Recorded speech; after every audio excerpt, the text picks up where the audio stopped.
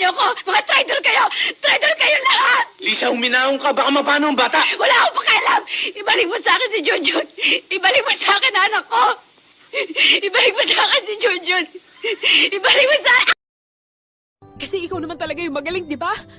Ikaw yung matalino, ikaw yung maganda. Lahat, ikaw na. Pero bakit parang galit ka? Pero bakit kasalanan ko? Parang kasalanan ko. Ilabas mo si Marga! Ba't parang takot na takot ka? Ano bang kinakatakutan mo? Nagagawin ko sa anak mo ang ginawa mo sa akin. Subukan mo!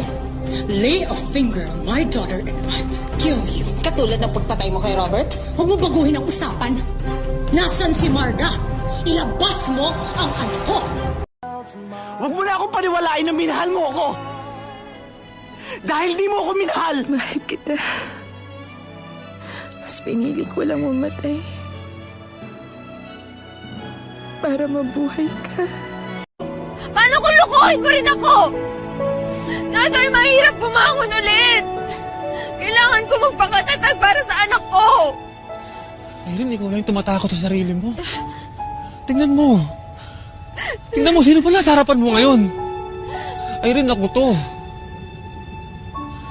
Ako to, si Natoy, na mahal ka.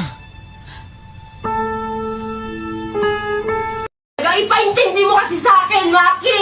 Walang tayo, Nen! Walang tayo! Ang ina! Di mo magets!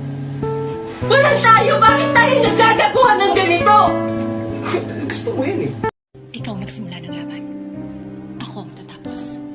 And I really hope, Romina, you are ready to play.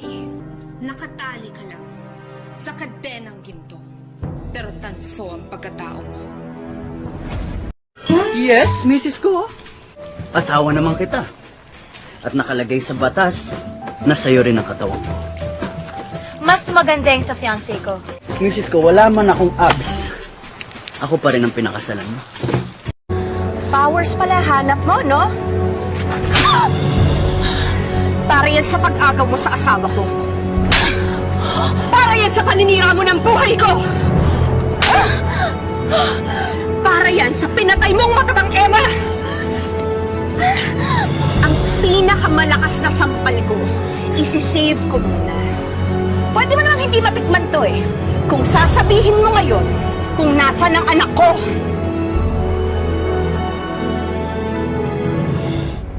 Kalimutan mo na. Dahil hindi mo na makikita ang anak mo. Huwag ka nang umasa dahil wala ka ng anak!